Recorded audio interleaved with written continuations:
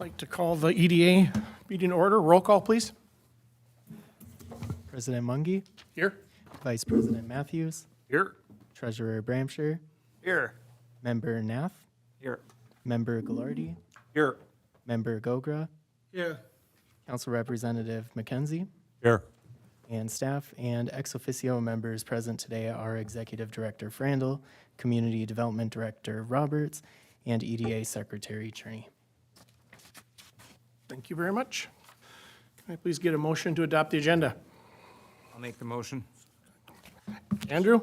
Second. Second, Joe. All those in favor say aye. Aye. Thank you. Approval. Do we need to go over anything for that, Brian? Or just an adoption for it? Adoption for approval of the April 8th minutes, please. Also. Dave McKenzie, second? Seconded. Second. Peter Garleri. Gallardi. Gallardi. There it is. There we go. Yeah, both you guys. This is how I'm in trouble. Thank you. All right. Do we got anything with the public? Meeting open to the public for anything? Are you here for something? We got one here. Come Come on on up. down.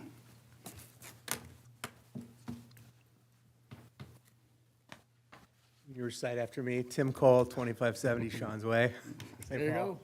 I want to get up here just to discuss just a couple topics. One, just to reiterate the goal and the measuring stick for the EDA, and that's to actively work to support existing businesses to ensure they stay in North St. Paul. Two, to develop and expand targeted business sectors to create jobs and strengthen the economy for North St. Paul.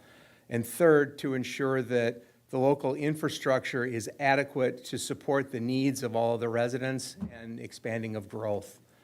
There was a presentation made or read into the notes at the last meeting from CEDA. While I wholeheartedly agree what their assessment was underwhelming, I would like to bring up for your consideration the idea to at least bring them back and hear them out. The conversations I had with them, they brought forth a whole lot of things that were not in their assessment of the city and the tools and the expertise that they could bring to the city. The EDA, I feel, is a shell of what it used to be 5, 8, and 10 years ago when there was a lot of involvement with city members, active business owners. There was an enthusiasm and a drive to get things done. Since then, we've lost some key members from the EDA, as well as there was a full-time staff or three-quarter staff person that was working behind the scenes to get things done. She's no longer with the city. That moved to a part-time position. That's no longer with the city, and I think that the budget shows that they've got $60,000 to pay or $70,000 to pay an outside source. So there's just a lot of things going on in the city that I think that this resource could be useful to. Pine Tree Center is one of them. I understand that it's up for sale again. And I see that it's on the agenda to talk through later today. What is the EDA doing with that property owner? Have you taken a look at the comp plan, the redevelopment plan? Well, the redevelopment master plan has a lot to do with downtown. It's still an extension of, in my opinion, the downtown, due to the fact that it's zoned as retail, other commercial, and office. I mean, are you willing to keep it that way? Taking an example of what happened with the Lilly Building and turn it into Article 7. The EDA worked with an outside source to bring in developers to get that done. I think that if you find the right person or the right company, that would definitely be useful for the EDA. The other piece is it's been brought to my attention, there's a business who's been around on 7th for 17 years. It sounds as if their building has been sold, and they have a 30-day month-to-month lease, and they are looking for and to stay in North St. Paul, if not stay on 7th if possible. As of Friday, I know they've made several attempts to get a hold of the city, and their phone calls have yet to be returned. So I wanted to bring that to the attention of the EDA as well from a retention of business standpoint. So with that, I thank you for your time. Who was that last one, Tim? I don't want to say who it is. Oh, I'll tell you who okay, it is later. okay, yeah.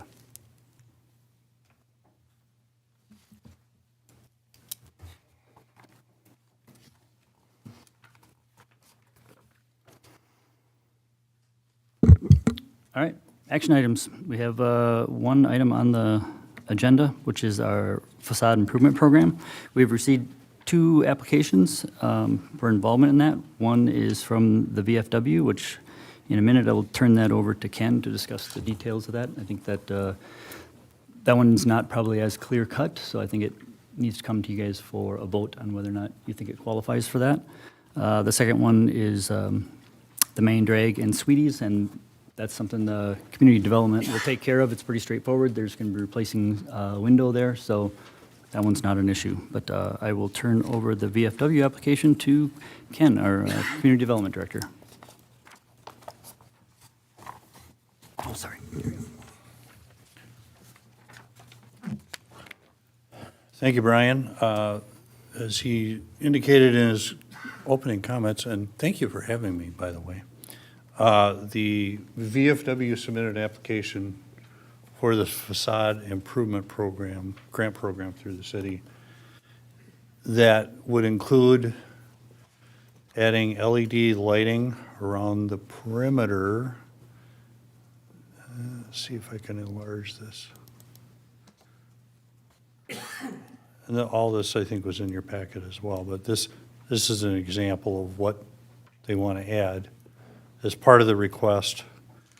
They also want to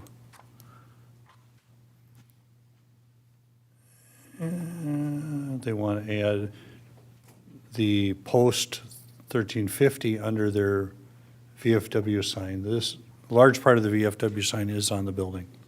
They want to add this as part of their application, or get funding for the application, and then do improvements around their front entryway and their canopy with signage. And then let's see if I can enlarge this one. And when, that's a better image there. Again, this is page 16 in your packet. And when staff looked at these as a whole, as part of the request, and then reviewed the criteria that the EDA established for the facade improvement program, it did not appear to us that these type of improvements met really the intent of the program. And because to me, and I think to Brian as well, they're more decorative. Yes, will the building look better? Sure. But I think the program, when I review it, was looking for more substantial improvements to a building and not accessorizing a building. So it would be our recommendation to deny this request. The second one that Brian touched on, or that's in the packet, I'm going to jump to it if I can get there, is a facade, or excuse me, a window and door replacement on the property at Main Dragon Sweeties at 2533 7th, and let me get to that. We got those images also. Apologize, I didn't have these better organized. Let me get a smaller. And that's a new storefront entrance, really, with same-size doors and windows, but they would be more weather-resistant, more weather-tight. And those, in our opinion, do meet the criteria that's in the program, or outlined in the program. Here we go. So the new doors would look something like this. These would be, as an example, photo from another site, and be replacing these doors, which are rotated. So they're gonna take the brick out from underneath the, each side of the windows there. I believe so, yes. And then this whole storefront with the windows and glass and doors would be replaced. Again, going from single pane to triple pane, I believe is what they, generally the same size, very similar look, but clearly an improvement. Together as one lot. That's correct. And so it would be our recommendation to approve that application. So that's why we have them before you this evening. We, especially the first one with the VFW, want to get your input on whether that should proceed or not. Thank you. Comments?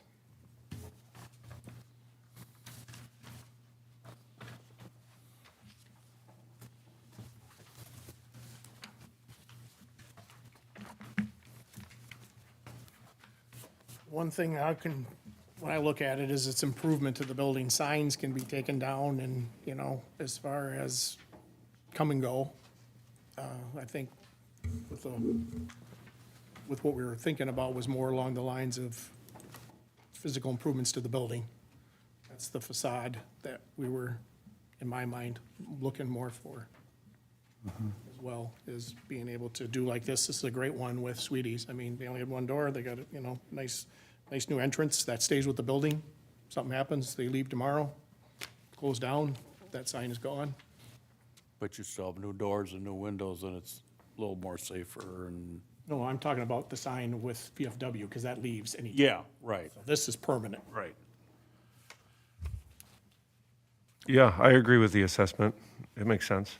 The VFW, it'd be nice to be prettier, but frankly, this doesn't seem like it would be worth $20,000, but also not in the focus of what this is for.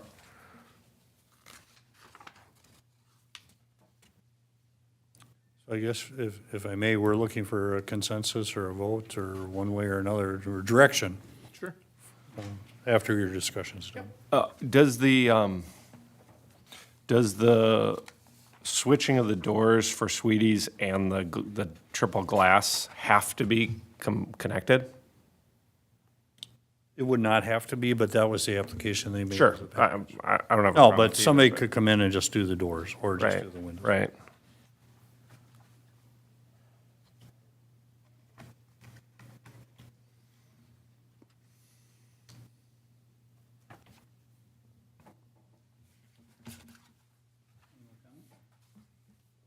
Now, with that building that says Shellac on it, isn't that stained glass up on top of that too? Some old stained glass at one time, In here. it was the old Shellac building. And this, I got it on the screen. Is it this part? Yeah. It sure looks like it, yes. I can't say for sure, but Is there a way they can clean that up at all to make it shine a little bit more? Cause it used to have, when there was a Shellac sign up there, it looked nice as we were as kids in there. There was always a standout coming into that hardware store, which was an old RO and Hardware. well, we can certainly be in contact with the If you're gonna do a cleanup of the building, that would be something to possibly look at to see if there's a way they can get some of that dirt or whatever they wanna consider it as Right. cleaned up. Right. I feel like the Sweeties thing makes sense. You can't walk into Sweeties without bumping into people. So it's really, like, that just fits perfectly in. I'm not necessarily against adding the glass, but unless there's something I missed where they like have some clear energy saving to add the glass, I don't know that at the same time, it really does much. Maybe it does. Maybe it would be, huge savings. I'll bet that's some pretty old glassware in there. I'll bet you Right. get that new tighter insulated style. I'll bet it's gonna warm it up in there by a lot. I'm sure you're right. I think that the Sweeties thing makes perfect sense. The VFW, not. The Schleck thing, I'm kind of indifferent to.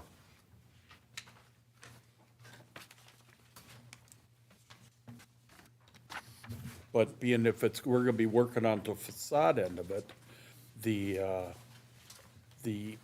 stained glass that's belong to Schleck name and that is part of the standout of the old community icons of our city. That stands out if they were to get that cleaned up somehow. Right. Do we have an application for the Schleck building, or is it? Have they talked to us about it, or? No. Looks like it's two separate estimates, right? I'm trying, but they have Yes. 2533 for each address. That's why I'm confused on what we're looking at. It looks like the first one is the doors and the second one is just, Because Sweeties says 2535 You're above, right. right below the sign. So that's why I'm confused on why the address is, So both and both buildings, proposals have 2553, or 33 on them, right? Chris can clarify. both buildings are located on the same lot, so it's the same property owner applying for both. Oh, I, One application. all right. So there's two separate addresses. but is that true? That's the breakdown? The first one is for the doors and the second one's for the glass? One estimate is for the main drag side of things, and the other one is for Sweeties.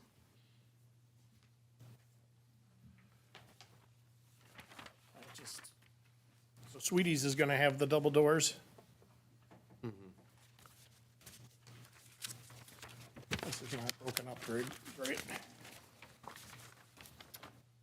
But for Sweeties to have that double doors, that's an actual must, because people go in and come out at two different times, you know? Gives them a little more flexibility. That's a tight building in there.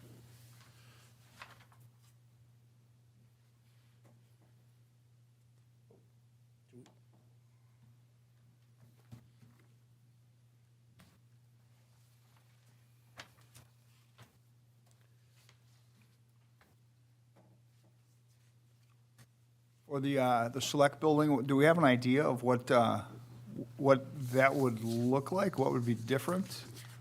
This is just a current picture, correct? Yeah, It's my understanding it's replacing, it's single pane glass with triple pane. Windows itself, or, I believe the windows itself, Mr. President.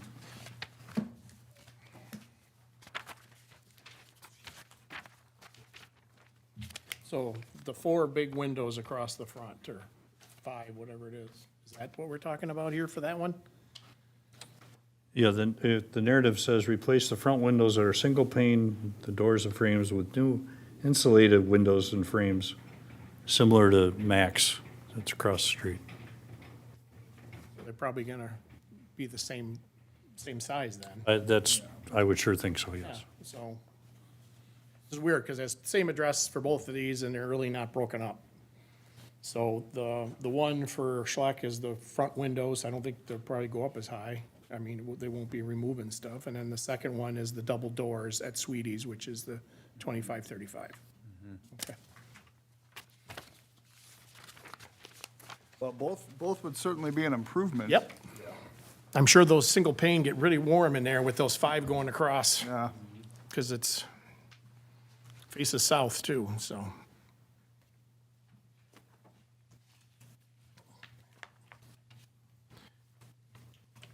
Anybody see any issues with this one? no. We're good? We're good, okay. All right. So we have to vote on both these? VFW. Yep, we're good there. So for the vote for the VFW is, are we going to approve the quote that they have for signage for the thing? Like, oh, okay, Or not. all right. Or table it? Well, I think we can vote. Are we all on the same page here? Yep.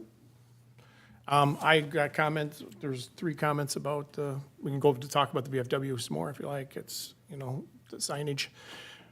We are limited with approving the VFW's request based upon the facade improvement program. It says signs Exactly. only if an integral part of the overall facade improvement. So these signs for VFW, because I have an emotional feeling of wanting to approve that. I do want to approve it, but I'm also bound by this grant program that limits my emotional involvement that says signs only for an integral part. These signs aren't an integral part of the VFW's facade. So, Yep. Yeah, that seems clear. Yep.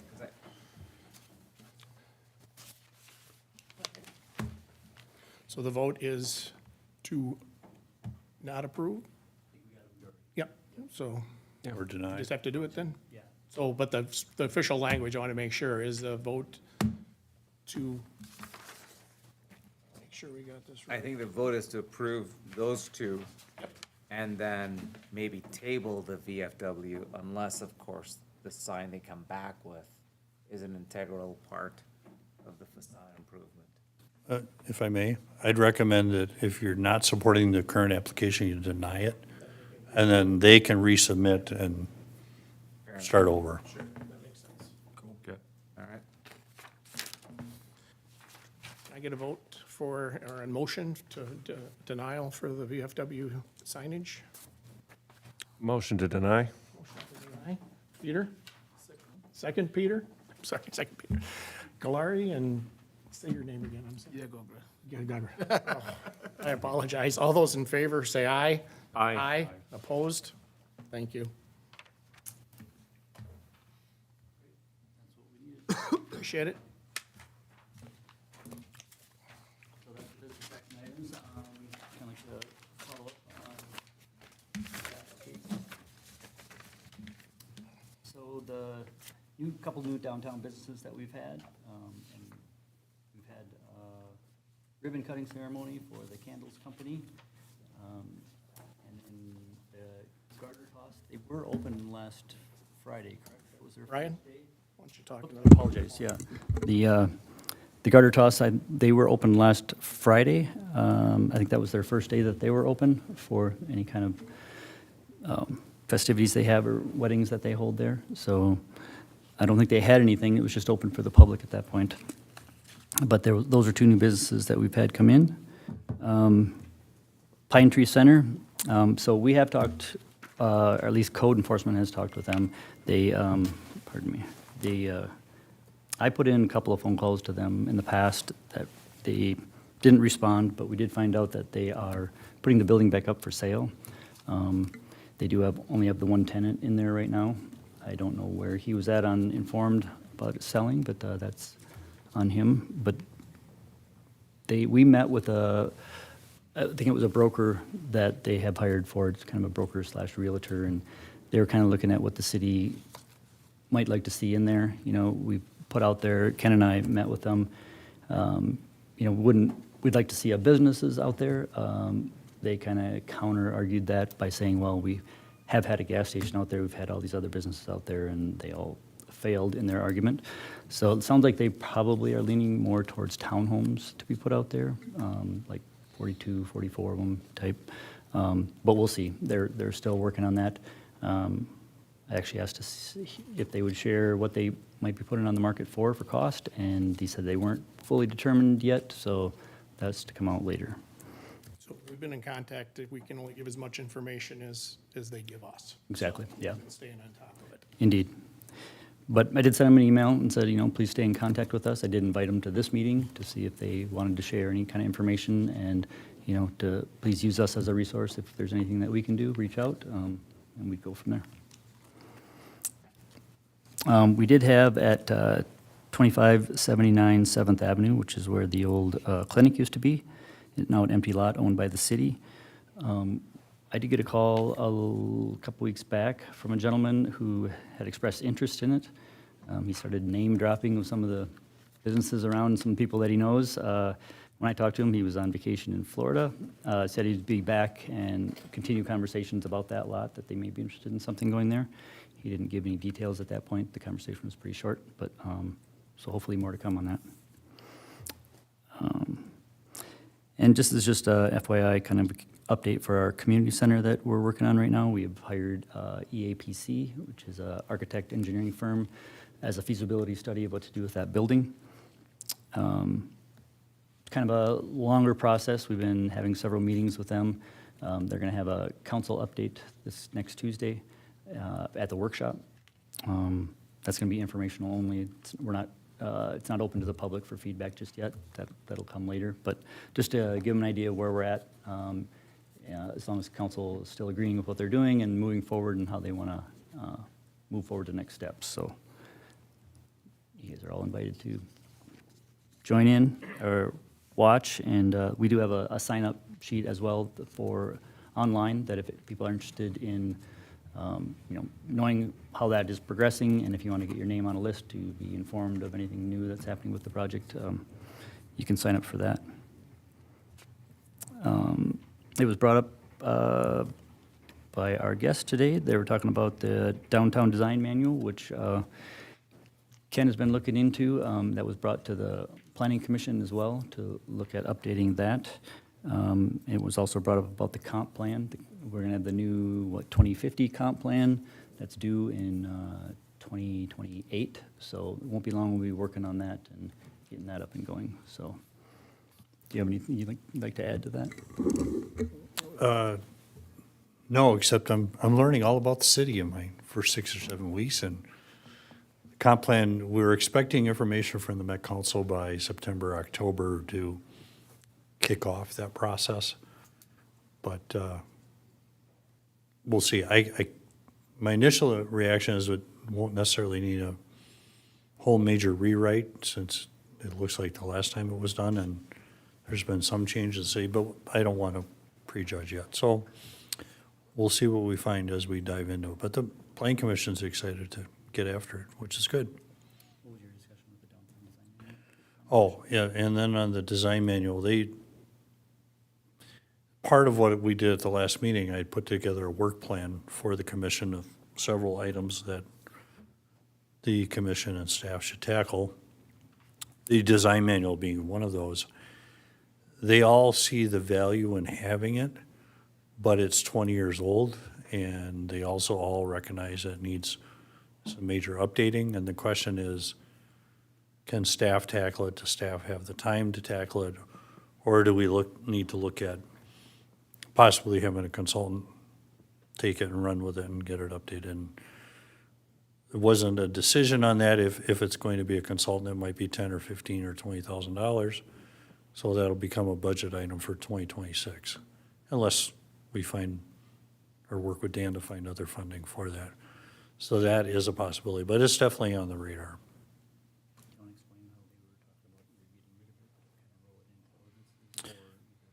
Yeah, there was some discussion about could the most important elements of it just be rolled into the zoning code and the zoning ordinance. I think their preference right now is to try to keep it as a standalone policy guide, but instead of 140 pages, maybe try to get down to 50 or 60, so it's manageable. One thing I pointed out to them is the west end of the site, of the district, which includes the VFW and the River Oaks Church, all the way down to the new North St. Paul Drive that comes in where First was. And then on the south side is the medical building? Reflex. And there's the auto parts store down at the very west end. None of those buildings are historic now. The Franklin Center, all the way down. I think it'll be worth a discussion. Do we drop that end of the district, or that end out of the district, because that architecture is pretty well set, and I can't see somebody taking one of those buildings, and there's been some remodeling and work done on them, and would they want to try to make them historic looking again? I kind of doubt it, but that's one little point. But there's a lot of references in there that are just way out of date. Talks about Max Diner old sign. Well, that's gone, as an example. Now, what's in the old auto parts building down there? That's just empty, isn't it? I don't know. Just storage. Use Storage. storage for that company. But things like, for example, the design manual talks about three-story building height. Well, there's at least 2 new 4-story buildings downtown in the district. So that is really no longer a valid thing to have. Now, maybe there are ways to try to outline where 3-story is good and 2-story is good, but there's a lot of little things like that when you start reading, I think.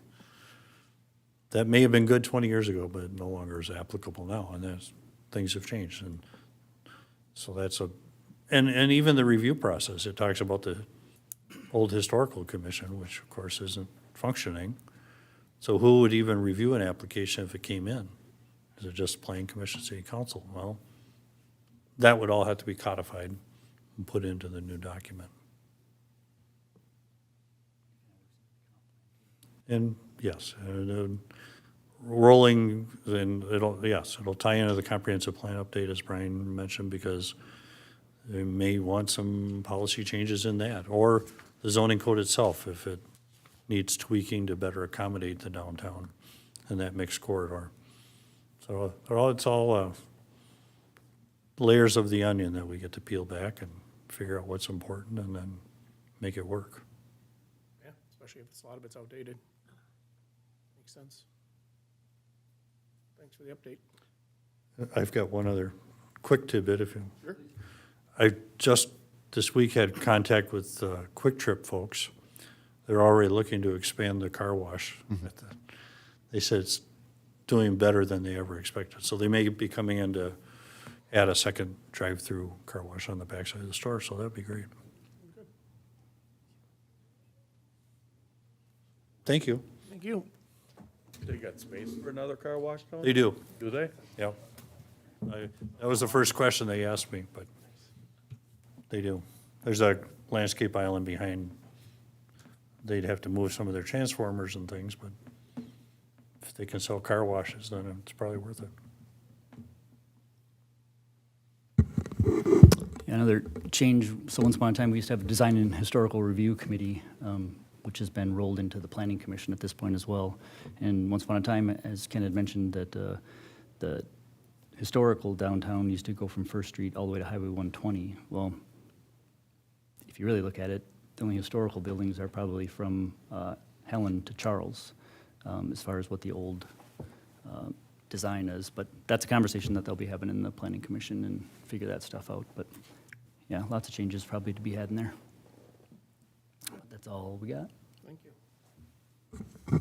As far as updates from any of our members here, I know you guys are out. We appreciate having you guys out in the field and, you know, seeing what the trends are. You know, what are you seeing as far as, I know we have two banks, you know, what are people, you know, how are things, how is it feeling out there for development, new, buying, you know, buildings that exist, or, you know, kind of get an idea of what you guys see out there, I think would be nice too for us, to, as long as we're looking at our growth with, you know, figuring out what we're doing with the spots we have in the city. We see a lot of commercial developers slowing down on developing, building. There's so much uncertainty that unless they have the building fully leased and ready to go, they're not proceeding with construction projects. We're seeing a sort of a saturation of apartments. So that development has not been happening to the degree that we would have expected. So that's slowing down. And then anything ground up, it's just slow. The other thing we're seeing is some of these bigger spaces are being left vacant. And that's kind of a challenge for the owners because it costs a lot of money to heat, cool, maintain. You know, we're seeing vandalism in downtown St. Paul at the Alliance Bank building, you know, in broad daylight. So there's some uncertainty on the development side, certainly on the commercial side. I don't know if you're seeing that as well, but we're seeing it. Yeah, so to piggyback on that, the financial sectors are making personal decisions not related to finance, commercial construction at this time. It's just not like a policy across the financial footprint. It's just individual looking at things from growth, looking at things from what's going on now in demand and supply and what's trending, to your point. So that might be coming from the financial point of view as well. If money is not coming in, if people are not ready to finance development, we're just gonna slow down naturally. Yeah. Well, we saw that too with Article 7. They came back and all their whole bottom row, they couldn't do commercial. I mean, they were getting zero for being able to borrow against it. So that was back then. So that was a few years ago. And I just wanted to see if anything's been changing because, you know, right now we have things, you know, what do? Do we go, you know, do we hold tight with, you know, we you know, as far as trying to understand what the market's doing that's where I was, looking for expertise, is because, right now, there's development as far as we do have a few pieces of land for sale. We have, like it was brought up, the Pine Tree, which, the guy owns multiple buildings, so he's got his realtor already, he's got everything, so he's going forward. We're trying to engage with him as much as we can, but we can only do so much. So that's where, as a group, I'm trying to understand too, to make sure that we're seeing the market, not just seeing what we want to see. With properties like that, what we're seeing too, what's a big appeal are rental townhomes. That has a lot of appeal for, especially, I mean, there are a lot of, the next generation of people, they don't want to buy a house, they want to rent, and they want something that's kind of a house-looking kind of thing as opposed to an apartment. So I look at that site as a potential site for something like that. But we're seeing a lot of empty storefronts on retail centers, a lot more, just buying habits have changed. So things have certainly slowed down considerably in the commercial development world that I see. But we're not really exposed right now as the city, because we do have a pieces, but they've been here forever, so we're not, exposed to a big spot where we need to develop, so. Okay. One of the things that I've put some time and energy into is trying to take the size of North St. Paul and compare it to other cities when it comes to thinking outside the box and what are they doing for generating revenue. Okay. And one of the things I keep going back to, because I've spent so much time in this section the last 10 years, having 3 young kids, is youth sports. And what cities of our sizes have been doing over the last 10 years is tapping into the private sector of sports. As much as I would love to see a community center in North St. Paul, which would be great, they're very hard to run and there's no money in them anymore. When it comes to youth sports, the private sector drives everything from softball, baseball, soccer, you name it. What a lot of cities of our sizes are doing, West St. Paul, Mendota Heights, they've reinvested in the private sector for youth sports, being a soccer dome. And I got to waiting for a couple business plans back on these, but there's a tremendous revenue generator in these. So rather than saying, hey, you know what, let's just go build a soccer dome and spend $5-6 million, one thing that I think that would be appropriate to talk about is we have an unbelievable infrastructure for baseball and softball facilities right here in our backyard. And I don't know the answer if they're packed every single weekend. If they're not, they should be. They should be. I've spent the last 4 or 5 years seeing the amount of money that the private sector of sports provides for restaurants, for small businesses, driving families into these communities. And 9 times out of 10, it's coming from private sector sports. And what cities are doing is hiring a community development director directly to only deal with youth sports and driving money into these communities. And I think it's an untapped market because of the facilities we already have. It'd be a no-brainer to spend time and energy focusing on that. Because what we're talking about over the last few meetings is doing this, doing that. That says, hey, we're gonna spend money. How about let's focus on what we already have? Because we have it. Those facilities should be packed every single weekend with softball tournaments and baseball tournaments. And the money will come fast Can I for those restaurants. Go ahead. Can I add one thing? Yes. we were at, Brian, we were there with Joyce. They are out there at the airport fields now. They couldn't find a field to play their tournaments on for the Stomp Out for Suicide, I believe it is. They wanted to play here in North St. Paul, but they couldn't come up with a cost factor to play all their tournaments once a month or every couple weeks in a month. They bring in their own machine, their own equipment, operate all the fields, but they would pay the city so much money to hold their tournaments, and they'll draw in anywhere from 400 to 600 people for tournament softball play for Stomping Out Suicide. Somewhere in that, that's what Brian, we were sitting with Joyce that night. This is something I think the city would be best in getting.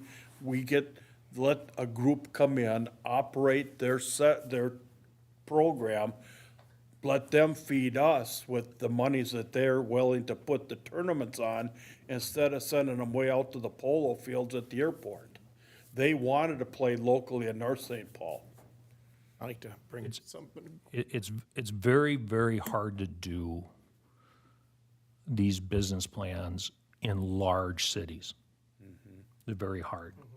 The smaller cities of our size, a lot of them are doing this. And they have benefited from this. And we've got an unbelievable opportunity because we have a downtown.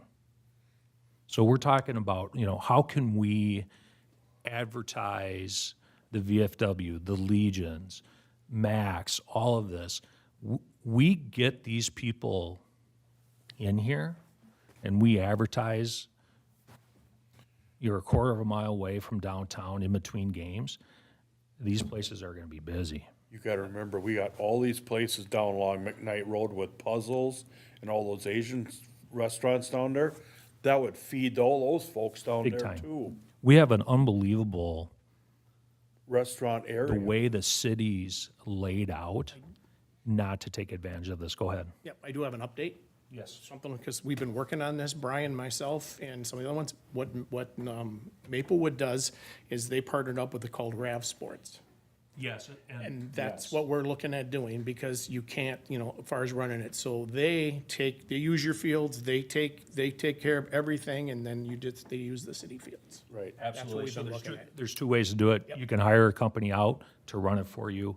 Yep. The two cities that I have talked to, they hire in-house to do it. There's probably good and bad.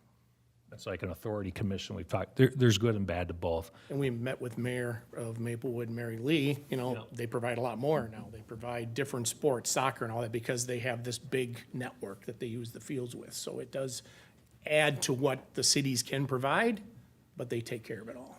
There's a tremendous opportunity for us, financially. And plus, we have it Tremendous sitting here. opportunity. Let's use it, right? It's already built, and I've been around the west side of the cities. I've been to every ballpark, soccer field, you guys can name it. This is really nice, you guys. It's very, very nice, and we should be taking advantage of it. Ava, I know, was reaching out. I don't know if she's gotten anywhere yet, but you had her reaching out to Rev, so we'll check with her and see where it's at. But that was about 2 weeks ago we were discussing this. And it was put on the list for the APC. Yep. Sweet. Well, thank you. Any other updates from anybody? I got a quick point to make, if you don't mind. Sure. I'm wondering about the clock in the K&J catering. I've heard that a couple times. want it, or? I'd like a new one up, so I know what Yeah. time it is. I just, I think people come downtown for the first time, and that's a pretty prominent intersection. I think an updated clock and a functional clock would benefit the city. I think so too. I don't know that, I guess I was hoping that the building owner would apply for some funds through us, but they haven't yet. But just throwing it out there, that's something I would love to see. Yeah. Pretty clock. It's such a, I mean, that's the intersection. It's funny you should bring that up. We had some folks in from Stillwater, and we took them to dinner there, and they said, hey, your clock doesn't work. Every time I'm down there, I look up, I'm like, oh. Like Back to the Future, to have you stand out there with your hair straight up, see if we can get a couple gigawatts going through there. Yeah, it's small, but it's easy to notice. Like, you look at it like, yeah, that's crook, it's wrong. That's a good point there. I don't know much about the facility that you are talking about, but I feel like North St. Paul being very strategically located in the middle of everywhere, it's an advantage that a lot of cities don't have. And because it's small, it's easier. A lot of communities like who want to have that access, if you kind of like upgrade it to where people can have functions. It doesn't matter how big it is, but that is something that is high in demand now. So it's drive a lot of income. It could be a ball play. It could just be people coming around and say, all right, we need this to kind of like set our group up. It could be a celebration. It could be a funeral, whatever it is. But the demand for that's really high. The issue that's the biggest strength with Brooklyn Park and Brooklyn Center is because they were able to have these facilities around, and they keep making money out of it all the time. And it's all about how much you want to invest into it. You put money into it, 100%, you're going to get it back, for sure. Well, we have the fields that we already have that we can use. We don't have room to build a bunch of stuff, but, you know, we can take advantage of what we got. Yeah. That's what I see too. They could even, I suppose they could run, you know, we got Casey Lake, that's been a good baseball field. They could put on Little League baseball programs and tournaments down there, they could run them. And I think they've got the field up at Northwood, on the far south side of town down there, that's another, baseball style field. I mean, you have Richardson, those two, those are without fencing and that naturally, but, they could be used as second round teams of playing. And then you use the fields with fencing for your, championship games and that, for Little League baseball, that'd be a draw for here too. And you got, is there the North High Field still up in there behind the high school? I don't know if that one's still there or not. No, it's not, because they got that soccer field there, that's right. So we'll get some more information Yeah, from her on that, as far as running it. Well, anything else from anybody? I just really want to thank everybody for taking time out. This is a great group, and I really appreciate everybody, what you do, and thank you so much. And if there's nothing else, I'll ask for adjournment. So moved. So move. Kinsey, Chose. All those in favor say aye. Aye. Thank you. Thank you, everyone. I appreciate it. Good seeing you all. Thank you.